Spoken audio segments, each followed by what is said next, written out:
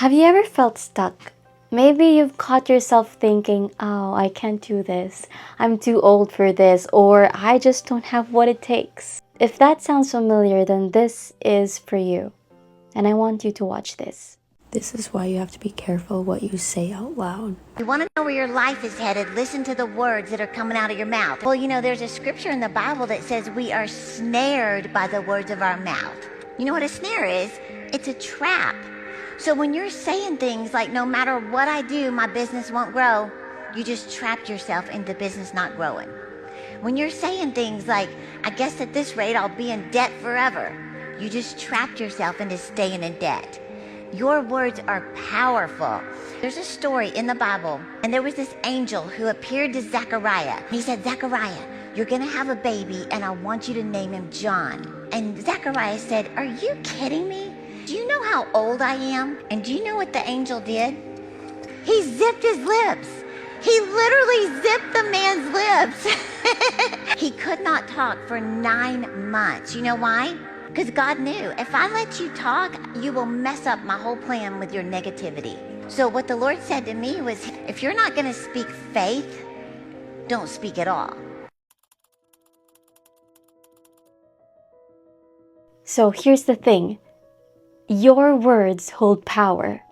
Where you are right now is likely tied to something you've spoken into existence. And you don't need to be religious to understand this. It's a universal truth. In fact, some Christians aren't even aware of this. Some people call it self-affirmations, manifestations, or something else. The principle remains the same. The words you use shape your reality. So what do we do with this knowledge? It's simple. Speak life to yourself. I've had my fair share of tough times when I felt so weak and defeated that literally the only thing I could do was fall on my knees beside my bed and pray out to God and cry out to God.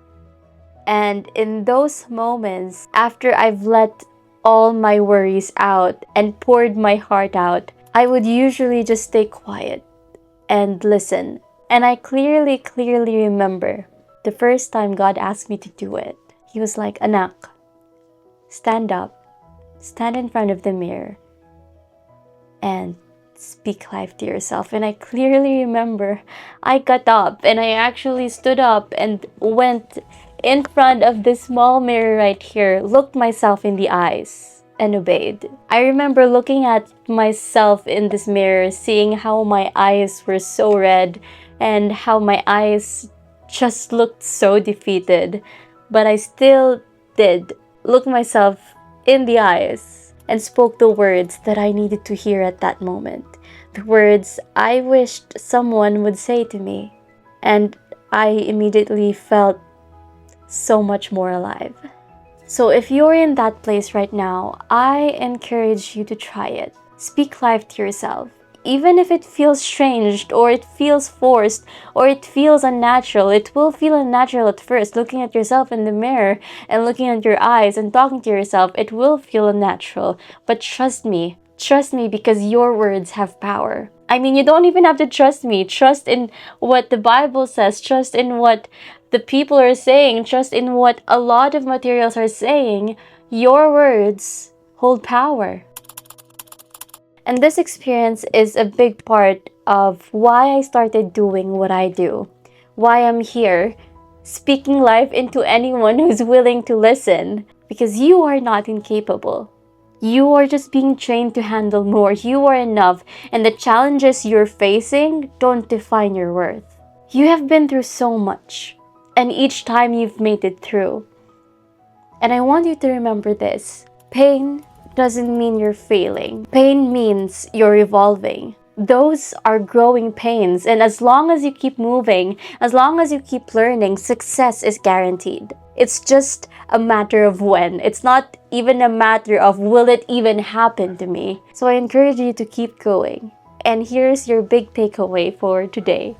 Your words are powerful, and you have the ability to bring things into existence. So be careful of your words. Make sure to speak life to yourself and to speak life into others. And this is also a reminder to please be intentional with your words. Avoid gossiping. Avoid using your words to tear someone down, because your words are actually really powerful. Instead, use your words to build someone up, to build yourself up, to uplift someone or to uplift yourself, and to create a reality that not only serves you, but also serves the people around you. See you in my next video. Bye.